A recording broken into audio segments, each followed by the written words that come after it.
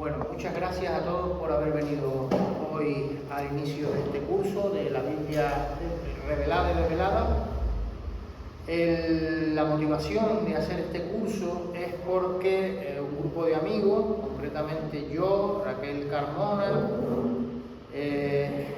y Antonio porque también aparte de ser profesor y tener la calidad de maestro y demás, es amigo, y por eso, como nos une el entusiasmo por estudiar la Biblia, pues lleguemos a la conclusión de por qué no podemos organizar una serie de cursos para fomentar el estudio bíblico y así pues agrandar nuestro conocimiento para poder tener un poquito más de capacidad a la hora de abordar ciertos temas.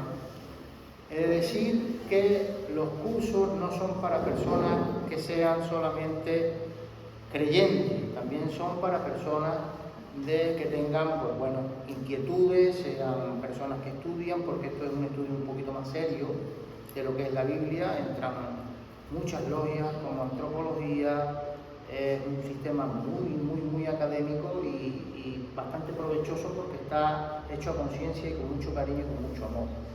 Entonces, lleguemos a la conclusión de ponerle el portico de Salomón. El portico, ¿por qué? Porque ahí es donde enseñaba Jesús. Y bueno, el curso que vamos a dar, que empieza hoy y termina el 16 de marzo, tiene como objetivo hacernos comprender qué es la Biblia, cómo se forma y sobre todo cómo se interpreta. Entonces, yo quiero hacer ya el último énfasis en esto para dejar al ponente, Antonio Carmona. Yo pensé en él y quedemos de acuerdo unánimemente todos en llamarlo a él. ¿Por qué? Porque entre todas las cualidades que él tiene, que es una persona que estudia con profundidad la palabra de Dios, una persona que es un entusiasta de la Biblia y del estudio concienzudo, tiene una habilidad que a mí personalmente me impresiona bastante, y es la de condensar, adaptar un lenguaje tan académico, adaptar una serie de léxicos al lenguaje llano. Es muy difícil, y él lo hace con una facilidad pasmosa. La prueba está patente en los libros que él hace, que lo hace de una forma impresionante. Al final de todo esto haré referencia a un librito que él tiene que a mí me está sorprendiendo bastante. Y bueno, Antonio empezará ahora a dar la clase, haremos un paroncito para tomar un café y proseguiremos. Sobre las 8:10, 8:15 termina la clase y empieza un pequeño coloquio que le podéis hacer preguntas a él para que os solucione cualquier duda que hayáis tenido. Las preguntas son de la clase que va a dar Antonio. ¿Por qué? Porque si no perdemos el norte, perdemos el enfoque de lo que estamos haciendo. Por favor, no tengan vergüenza, por favor, las dudas que tengan, por muy simples, ridículas que les parezcan, no lo son. Hay que solventarlas, hay que solucionarlas, y aquí venimos todos con una armonía plena para poder estudiar y tener un enriquecimiento mutuo. Antonio, cuando quieras, procede, por favor. Gracias. Muy buenas tardes, sean todos muy bienvenidos a esta clase. Para mí es un logro y una alegría estar aquí. Fui pastor de esta iglesia hace ya tiempo y fundador de ella, y ahora pues estoy dando clases a muchos hermanos, a pastores y a pastoras que están aquí, y a hermanos que con mucho cariño han venido. Vamos a dar un curso, porque últimamente me dicen muchos hermanos, bueno, yo he dado un curso de introducción a la Biblia y tal, y cuando suelo hablar con ellos, pues no lo entiendo qué introducción han dado, ¿no? Entonces quisiera hablar un panorama más amplio, con humildad, con amor, pero con la integridad que hay que buscar en las Sagradas Escrituras. La Sagrada Escritura no es un libro cualquiera, es el libro de los libros. Y el gran problema que tenemos es que no le damos el lugar al escritor de ese libro, que es el Espíritu Santo. El Espíritu Santo que nos introduce, nos ayuda, nos ilumina, nos da aliento, nos fortalece y aparte nos lleva. Nos lleva a descubrir las Escrituras de un modo extraordinario. Y me pregunté, bueno, ¿qué podemos dar? Pues vamos a hablar sobre las Sagradas Escrituras. Es un curso, le he puesto la Biblia desvelada, es sobre la Biblia judía y la Biblia cristiana. Muchas veces hablamos de muchos temas, pero no situamos los momentos ni los tiempos. Y a veces pues también, pues por lo que sea, no tenemos un conocimiento amplio. Entonces voy a intentar de paso a paso ampliar todo lo que pueda cada parte, y lo que no entiendan, por favor, anótenlo. No me paren en medio de la conversación, anótelo, que luego vamos a tener un ruego y preguntas, y ahí hacemos todas las preguntas y debates y hablar, porque esto es una clase de teología, esto no es un culto.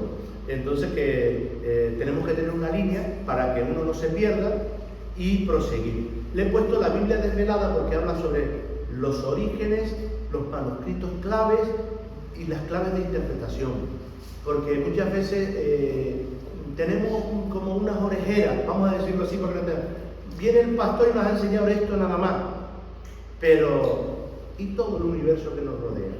No podemos estar de acuerdo, pero tenemos que saber de lo que nos dicen las Escrituras y del pensamiento de otras personas, que pueden enriquecernos. Hay otros que habrá que desecharlo, pero en medio del camino vamos aprendiendo de unos y de otros. Bueno, voy a explicar más o menos de qué va el curso. ¿Por qué es crucial el origen de un libro que moldeó nuestra civilización? ¿Qué es la Biblia? ¿Qué es lo que hay? Este curso se interesa por el tema social, porque la Biblia es un pilar fundamental de las civilizaciones occidentales, sobre todo. ¿Por qué? Porque nos hace entender la formación que entendemos con nosotros mismos. Por ejemplo, los fundamentos culturales de la Biblia. Es la fuente narrativa principal de nuestra moral. Muchas morales se rigen por la Biblia. No adultero porque la Biblia me lo prohíbe. No miento porque no me ayuda. Según las Escrituras. Y nos ha moldeado, nos ha ayudado, nos ha alentado en todo este acontecer histórico, ¿no? No solamente eso, el arte tan primordial. Si Occidente no hubiera tenido el arte en la Iglesia, carecía de arte. Por ejemplo, podemos ver artes bíblicos, por ejemplo, en la Capilla Sixtina. Vemos el dedo de Dios de Miguel Ángel. ¿Quién ha visto esa pintura? Pues eso es arte cristiano. Las catacumbas, muchas escrituras y formas que hay allí, son culturas que nos han entendido. Entonces, la Biblia es un libro cultural también. Y un libro cultural que nos habla hoy en el siglo XXI. Porque quieran o no quieran, aunque sean los ateos y los que no quieran, tienen que beber de la cultura occidental que está basada en la Iglesia y que ha traído toda la equivalencia a todo el tema. Nos habla también de un pensamiento crítico. Y lo que decía antes, no podemos comernos todo lo que nos dan, hay que analizarlo. Y no tenemos que tener miedo. Cuando uno va en busca de la verdad, no tiene que tener miedo. Lo que tiene que guiarse es por medio de la palabra y del Espíritu del Señor que nos guía. Pero Él siempre va a estar patente ahí. Nos va a avisar, nos va a ayudar, nos va a conducir. Y por ejemplo, el desarrollo de la alfabetización es una parte importante porque mucha gente cree que Dios ha venido y nos ha hablado con una trompetilla. El Señor dice eso, escribe lo otro. Cuidado. Siempre no es así. Habrá algún momento de la Biblia que puede ser así, pero no siempre es así. Dice que los procesos históricos tardan hasta 40, 50 años y luego lo ponen por escrito. Por eso existe lo que es la tradición oral, que mucha gente no quiere hablar de este tema, pero hay que hablar porque está ahí. Y los historiadores hablan de procesos que ya han pasado hace un tiempo atrás, porque no podemos analizar la historia si no ha pasado por un proceso de tiempo. Y esto es importante. Tenemos que dialogar también con la razón. ¿Por qué? Porque el diálogo, el hablar con el otro, dice, oye, pues esto me parece que no encaja con lo otro. Es un diálogo que nos enseña, que nos ayuda, que nos sitúa en los momentos actuales.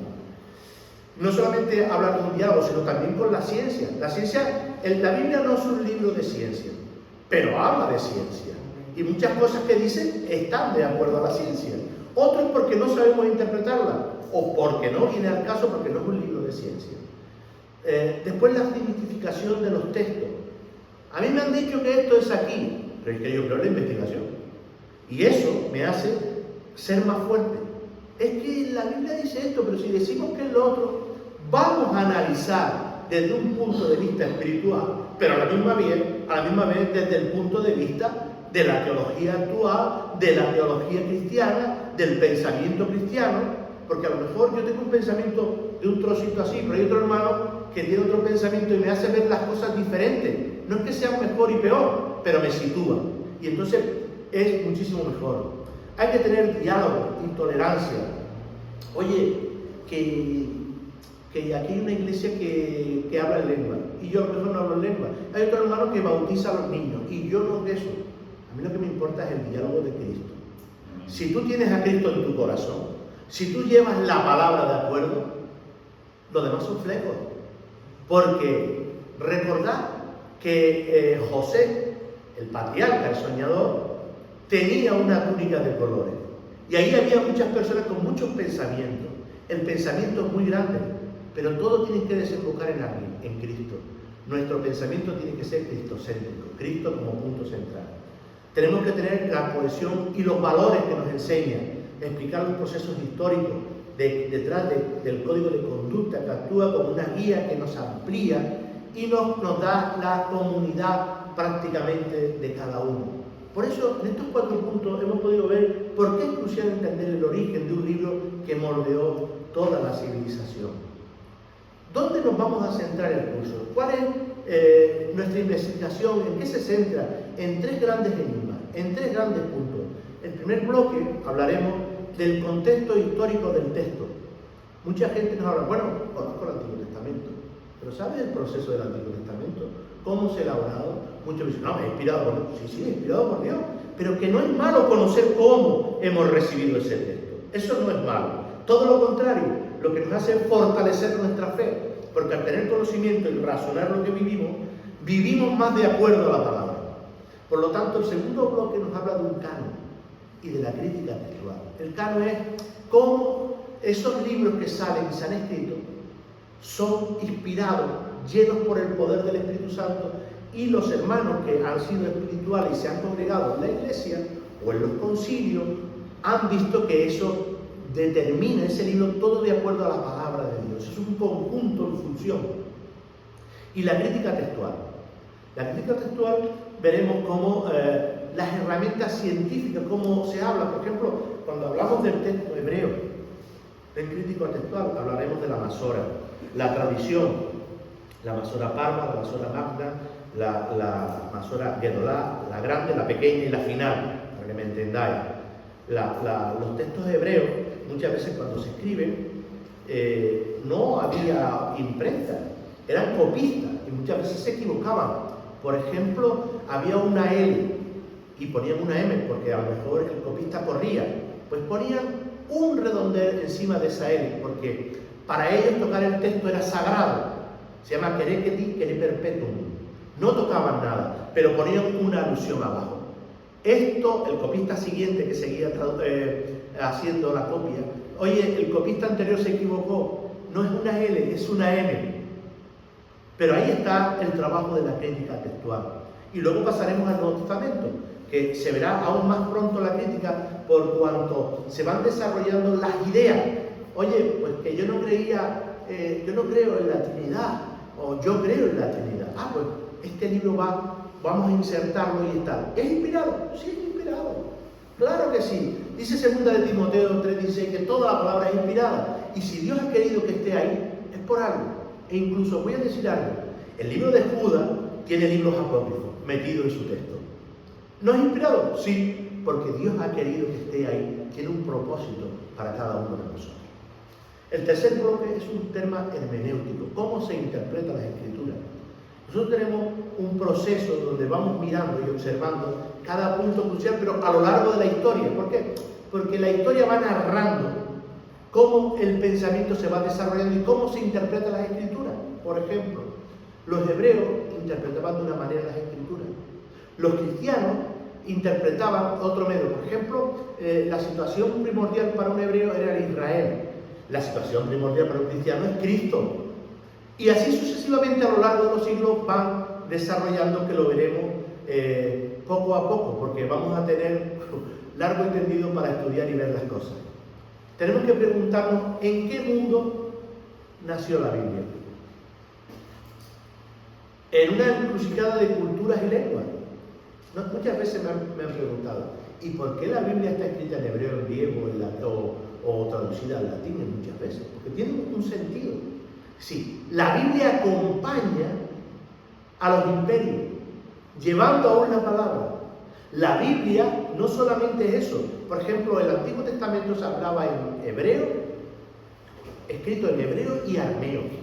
Y muchas partes de esas son elaboradas prácticamente en el exilio, donde se hablaba arameo, con Abraham, que posiblemente hablaba arameo, y muchas cosas más que iremos desvelando poco a poco. Pero la realidad, la composición de la Biblia hebrea prácticamente se desarrolla con textos posiblemente de Moisés, pero cuando hay el gran auge es a partir del siglo V a.C., cuando el imperio persa deja, y entonces en el mismo cautiverio babilónico y persa se van desarrollando muchos libros que veremos más tarde, ¿no? ¿Y qué ocurre ahí? Todo hasta ahí era un sistema del pueblo de Israel, pero ahí, en esa época justamente que he hablado, nace el judaísmo. El judaísmo es como una religión como el cristianismo y como otras. Y ahí se va desarrollando plenamente el tema del monoteísmo, la centralidad de la Torá, porque la Torá es la Biblia hebrea, los 5 primeros libros de Moisés, Génesis, Éxodo, Levítico, Número y Deuteronomio. Y hay una centralidad del texto. En síntesis, es un encuentro de una tensión creativa que da forma a un contexto ¿de qué? Del cristianismo que nace, porque ya después, en la época de Cristo, en el 33, ya vemos el ministerio de Jesús. Pero desde el siglo V antes de Cristo ya se está elaborando cosas y ya veremos muchísimas cosas que ocurrieron y que nos han desvelado en los procesos. Después, ¿qué ocurre? Que hay una revolución tecnológica que cambió la historia. Es del rollo al códice. Antes utilizaban papiros, que era una planta que había en Egipto, para escribir en ella. Pero ¿qué ocurre? Que con el tiempo eso se va innovando. Es decir, ese formato clásico que utilizaban el modelo estándar del mundo judío y el grecolatino, hacer de una manera mejor, que es el códice. El códice es tal como los libros que tenemos hoy. Antes eran unos rollos que se abrían y ahora no, ahora cambia. Libros con páginas, encuadernados, idea para llevar los misioneros y para la gente que hablaba, más texto, más espacio dentro para así ese término cristiano prácticamente que manejan los cristianos, pues hace que los debates cruciales, la liturgia y todo sea mejor desarrollado porque hay más accesibilidad al tema de la escritura. ¿Cómo se decidió que el libro formaría parte de la Biblia? ¿Cuál es el largo proceso de la canonización? Bueno, ya hemos hablado que la definición de canon es un proceso que es una regla para medir. Es el reconocimiento de un libro como regla de fe y de vida para una comunidad. Sí, elaboramos algo para llevarnos a través de ello. Inspirado por Dios, decretado por la comunidad, porque la comunidad es la que lleva la palabra. Porque os voy a decir una cosa que os va a sonar un poco raro, pero pensad. ¿Existiría la Biblia sin la comunidad? No, no existiría. Porque quien da vida a la comunidad, quien se lee en los cultos, ¿quién es? La comunidad lee la Biblia, si no sería otro libro más. Entonces, ¿qué es lo que hace? La comunidad toma esa autoridad de canon para extraer, para tal, ¿por qué? Basándose en el consejo de Dios. Determina y habla de ese proceso de canonización, que no fue un decreto único, sino que un proceso gradual de siglos, donde las comunidades reconocían la autoridad de las conexiones de los libros. A veces pensamos que antigüedad es autoridad, pero la autoridad se basa en dos cosas importantes dentro del cristianismo: es el origen apostólico o en el Antiguo Testamento el origen profético, los profetas y los apóstoles. El uso de la liturgia, la aceptación como un culto comunitario, lo vemos ya prácticamente porque participamos de la Biblia de Dios. Y claro, eso produce una ortodoxia, ahí vienen las doctrinas, ¿no? Una ortodoxia que es la conformidad de la enseñanza central de la fe en que creemos cada comunidad.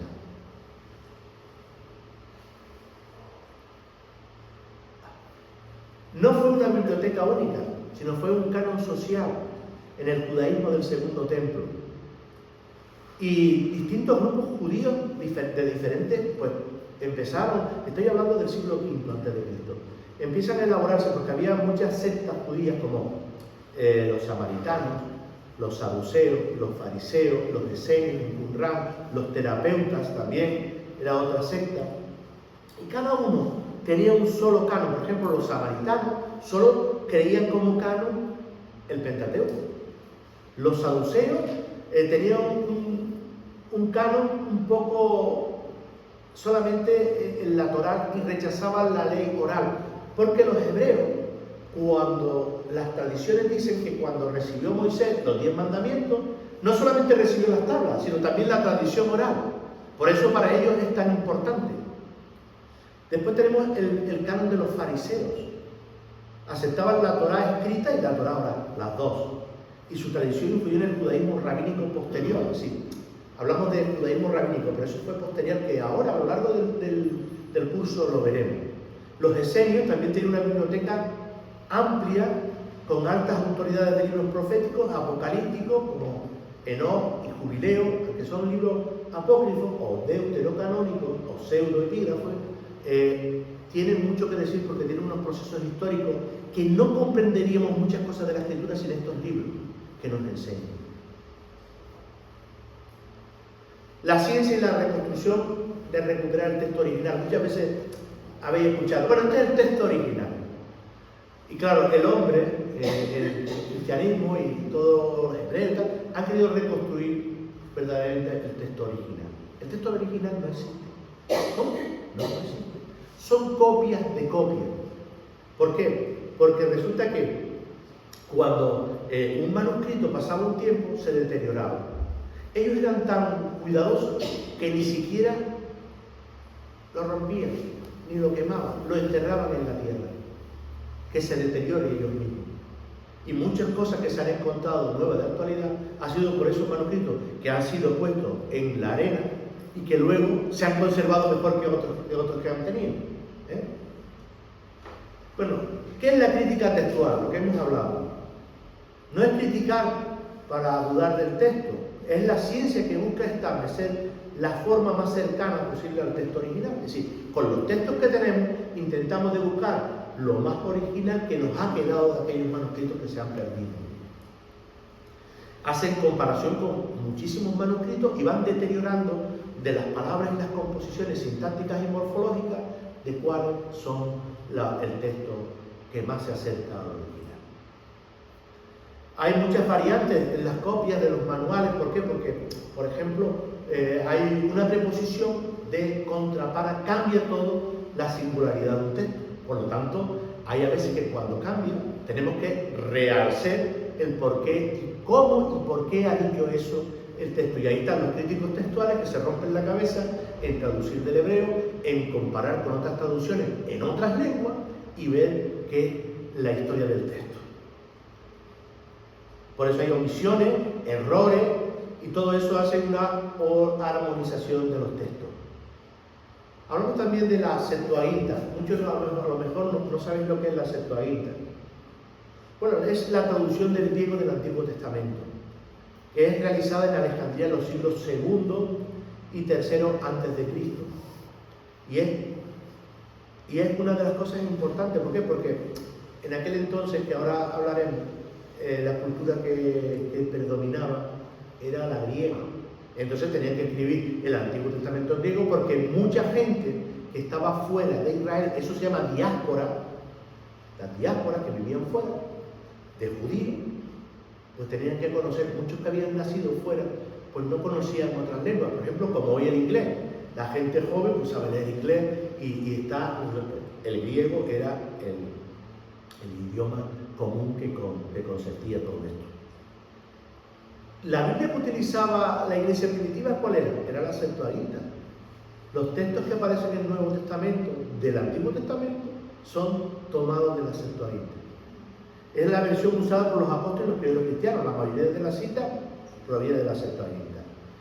Una ventana al pasado preserva un texto griego más antiguo, que es el texto masorético, que usamos, que hoy permitimos a los críticos textuales estudiar más amplio y con más transmisión anterior. Y que ellos también, esta Septuaginta, introducen los deuterocanónicos, contienen los libros que la tradición católica y la ortodoxa acepta como canónicos. Todo esto iremos, porque cada capítulo que hemos dado ampliaremos cada cosa mucho. Esto es solamente de lo que va a ser el curso. ¿Cómo leemos un texto milenario en una clave hermenéutica? Claro, si la Biblia hace 2000 años que se escribió, 3000, ¿cómo lo vamos a leer? ¿Cómo lo vamos a interpretar? Bueno, pues desde la antigüedad ya existieron escuelas que interpretaron el pensamiento, cómo interpretar el texto sagrado.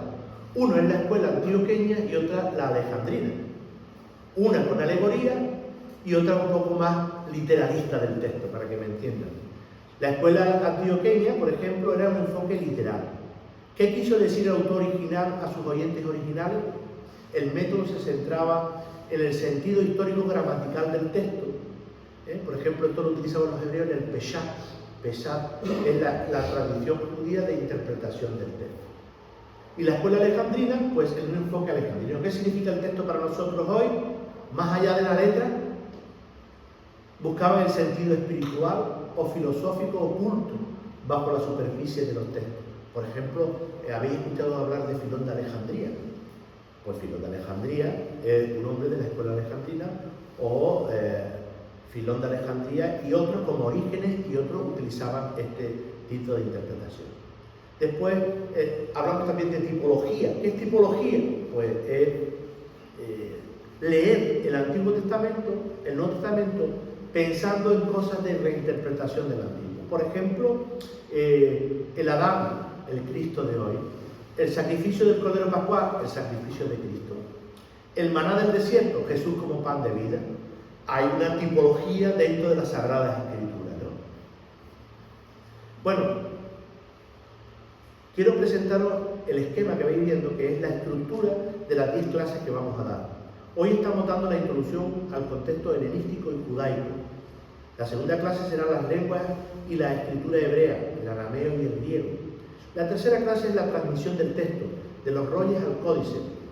La cuarta clase será los escribas y los traductores. En el segundo bloque de canon y crítica textual, la quinta clase será la historia del canon, el Antiguo Testamento, la primera parte del concepto. La sexta clase, la historia del canon, el Antiguo Testamento deuterocanónico, porque lo que no podemos hacer es, bueno, eso es deuterocanónico, a mí no me interesa. No, eso es analfabetismo bíblico. Hay que conocer, tú no puedes estar de acuerdo con la ley, pero tú tienes que conocerlo. Tú tienes que saber cómo se elabora y después determinar. Mire, hermano, perdone que diga un taco. No podemos ser borregos donde nos lleve.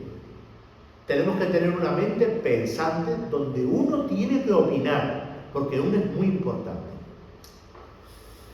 La clase séptima hablará sobre la historia social del canon, los grupos judíos, los fariseos y todo esto que hemos hablado.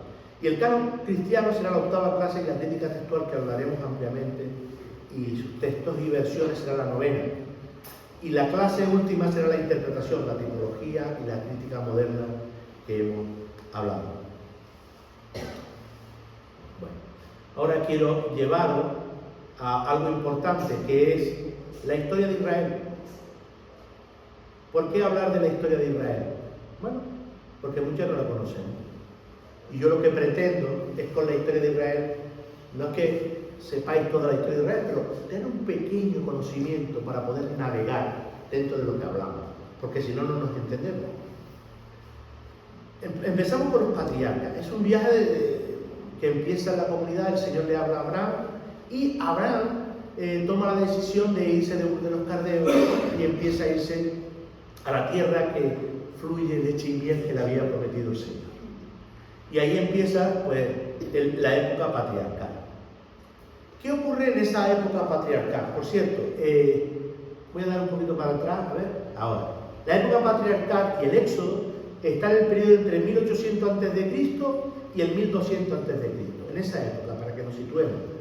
Hay tres puntos clave. El primero son los patriarcas, figuras como Abraham, Isaac y Jacob, que establecen las bases del monoteísmo, una idea radical en el mundo politeísta. Voy a hablar, porque a lo mejor no conocéis estos conceptos. Monoteísmo es un solo Dios. Politeísta, que hay muchos dioses. En la mayoría de gente antigua de esta época, pues creían en un politeísmo. El dios de la luna, el dios del sol, el dios de la tormenta, que luego más adelante se verá concerniente a todos estos temas. Pero los patriarcas ya desde un principio solo creían en el Dios, el Shaddai, el Dios de los patriarcas, el solo Dios, un solo Dios.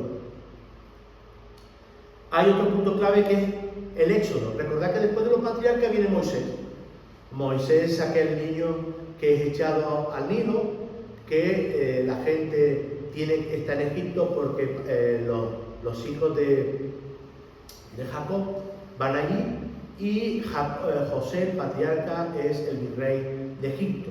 Y por lo tanto, ellos van, los invita a sus hermanos, después de todo el texto que no voy a hablar ahora, pero que ya conocéis un poco, a partir del capítulo 30 o 35 de Génesis, donde narra la historia de José.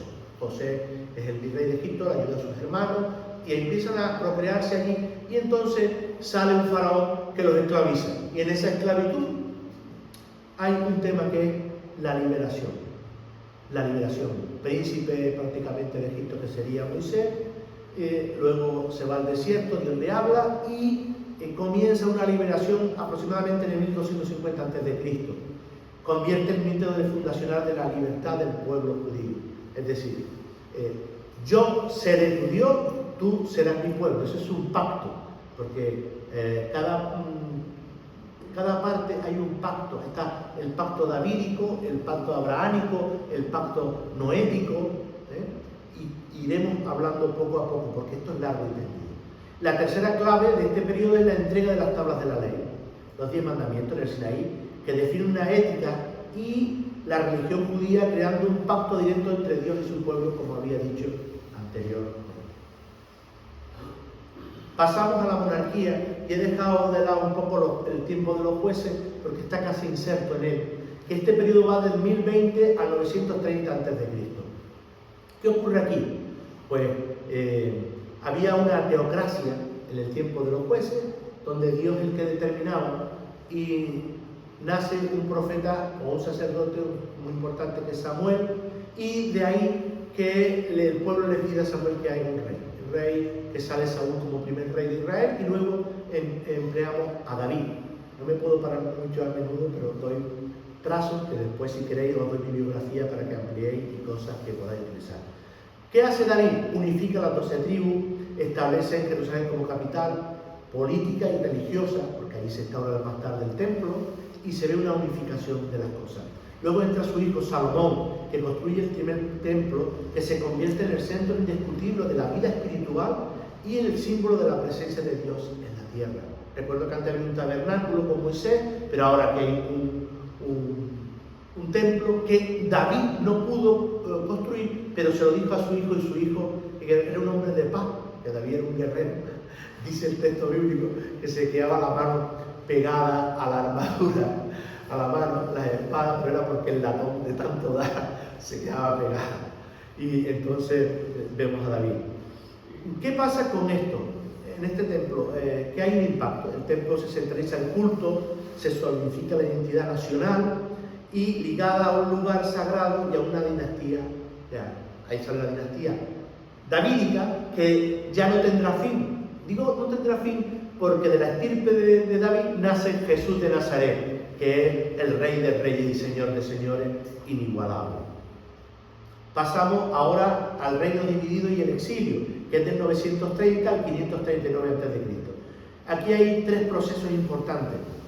Los reinos, que no son de Israel, sino los extranjeros, en el 930, tras la muerte de Salomón, el reino se fractura en dos: Israel del norte y del sur, Judá e Israel. Hay una cosa, porque por lo visto, y veremos prácticamente este tema, tenemos como Salomón un hombre mucho de paz, pero también castigó mucho a su pueblo. Y por ese castigo de tanto amargarle la vida a ellos, se rompe el reino. Y entonces hay una división, que es la reina del norte y el del sur. El rey del norte, que es Israel, y el del sur, que es Judá. En el 722, el imperio asirio conquista y destruye el reino de Israel. El reino de Israel es el del norte. Y en el 586, el imperio babilónico, bajo Nabucodonosor II, arrasa Jerusalén. Y entonces es llevado a la destrucción de Israel, que es la destrucción del primer templo. Es el acto que no solo derrota militar, sino una profunda crisis teológica y existencial.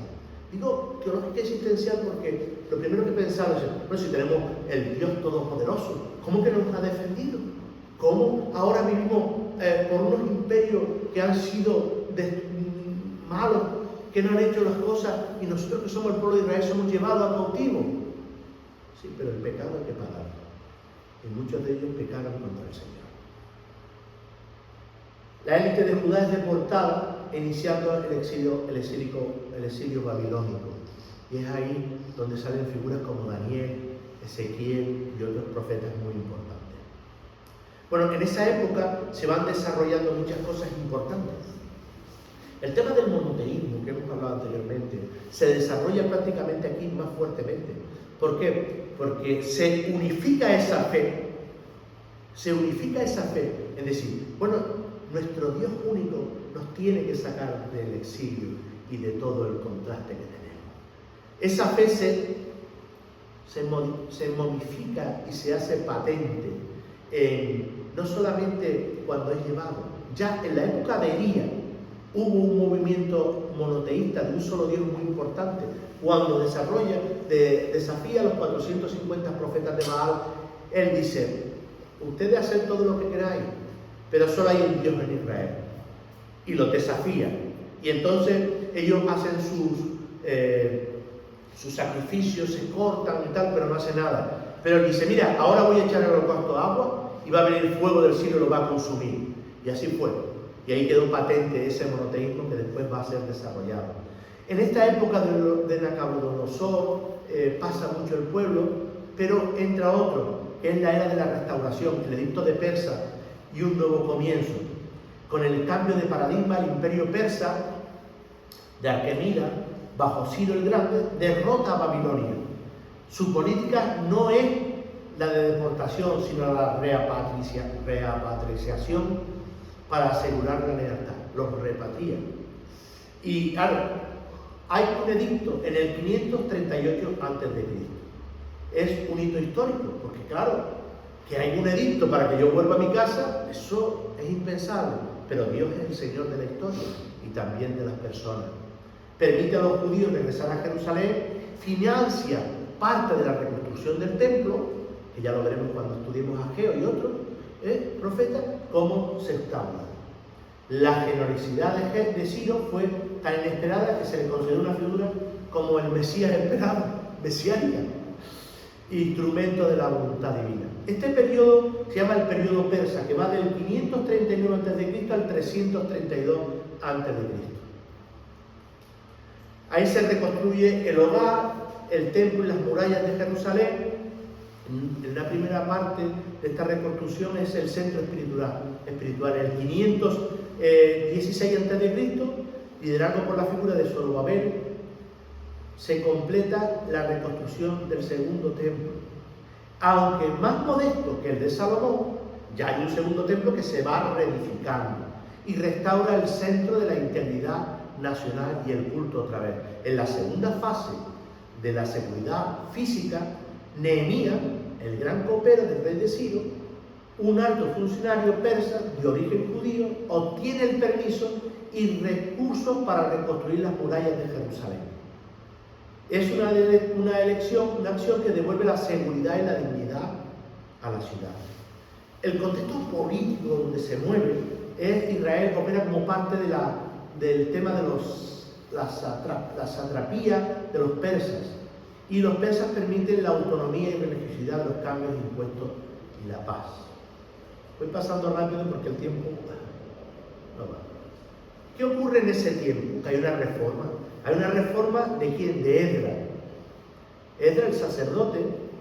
¿Y cuál es la reforma espiritual? El nacimiento de la religión del libro. ¿Qué es lo que hay? Esdras es el escriba sacerdote que libera una masa religiosa y social en aquel entonces. El judaísmo se consolidaba alrededor de un texto sagrado, no solo de un templo.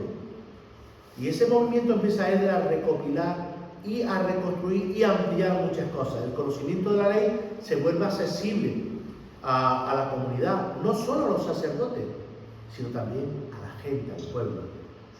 La innovación es clave. Ella introduce la lectura pública y sistemática de la Torá, de la ley, de los 5 libros del Pentateuco.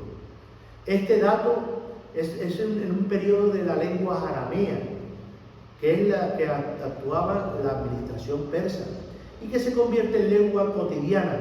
Mediante el hebreo se preserva para el culto y el estudio. Se utilizaba más el arameo que el hebreo. El hebreo lo utilizaban para los temas litúrgicos y hebraicos. Esta posibilidad de identidad es a través de un libro que es crucial para la supervivencia de la diáspora y de todo. Este periodo persa vuelve a reivindicar en el 539 al 332 a.C.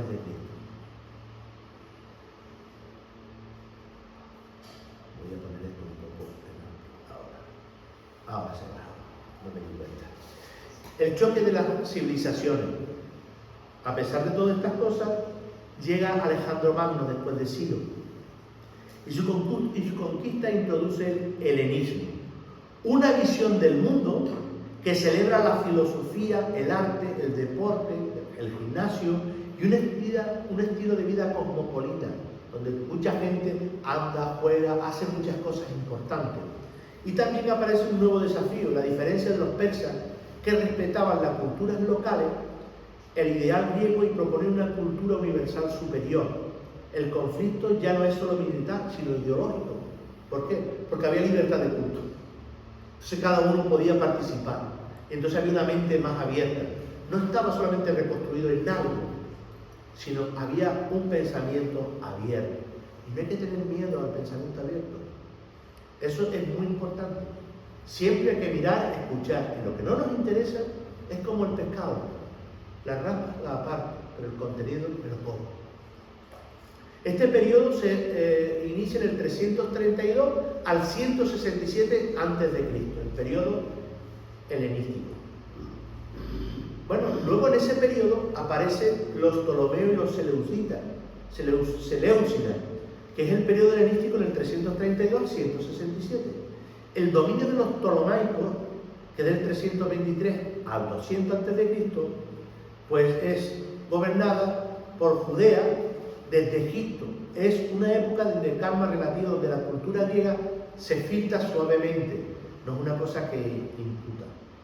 Y el hito cultural en Alejandría es que se traduce la Biblia hebrea al griego, como creando la Septuaginta, creadores de la Septuaginta. Esto abre un pensamiento judío al mundo mediterráneo, es decir, no solamente la Torá. Ahora esa Torá se ha convertido en griego a la traducción, y eso va ampliando en todo el conocimiento de aquella época que vivía. Luego, en el 200 al 167, el dominio seleucida. Los reyes sirios griegos toman el control de Judea y la nación se vuelve tensa y la extensión de la helenízación aumenta drásticamente. Bueno, aquí ahora hay una fractura interna dentro del pueblo. Los helenistas contra los hashidi. Y eso es muy importante. ¿Por qué? Porque la polarización de la sociedad, los helenistas, principalmente los de la élite urbana y aristocrática, adoptaron nombres griegos, se vestían como los griegos y participaban en los gimnasios viendo como una forma de progreso e integración. Y los hashidi, los piadosos, que luego serán los fariseos, se aferraron a la tradición de la ley y ven la cultura griega como una amenaza mortal para la fe y las costumbres judías. Aquí se empieza a hablar el origen del conflicto. Esta división interna se debilita a la nación y crea el caldo de cultivo para una guerra civil y una intervención extranjera más agresiva. Bueno, la abominación y desoladora y la furia de los macabeos, que es otra parte,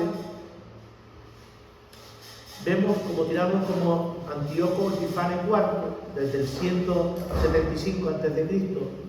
¿Y qué ocurre con esto? Bueno, que intentan unificar su imperio por la fuerza bajo la cultura y religión griegas. Y luego prohíben para la práctica judía clave como la circuncisión y el estudio de la Torá. El sacrificio final es instaurar una estatua de Zeus dentro del segundo templo y sacrificar un cerdo en el altar sagrado. Claro, cuando esto lo plantea, hay un problema inmenso dentro del judaísmo. Entonces, ¿qué ocurre? Que hay una revuelta. Ya habéis escuchado muchas veces la palabra de los macabeos.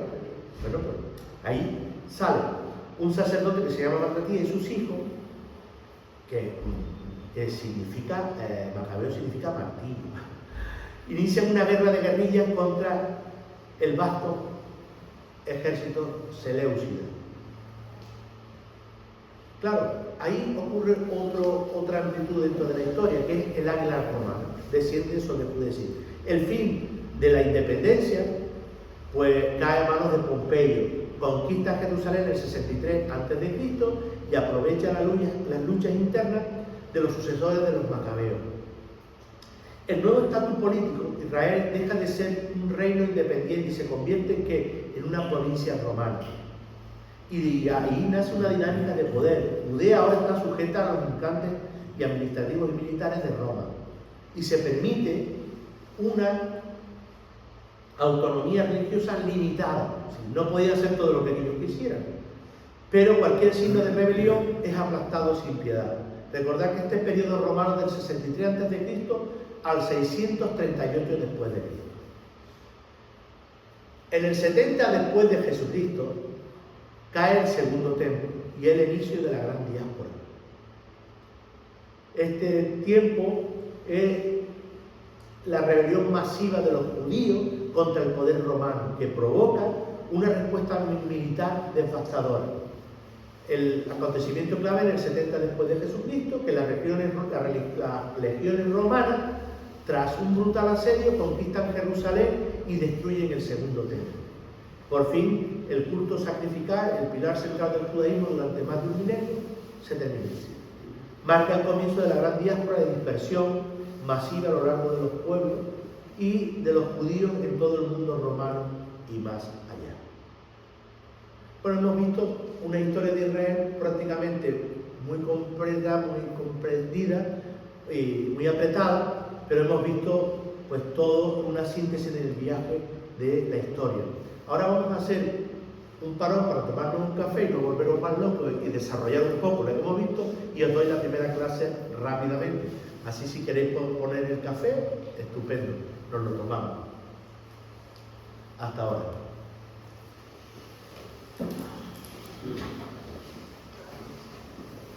Sofía.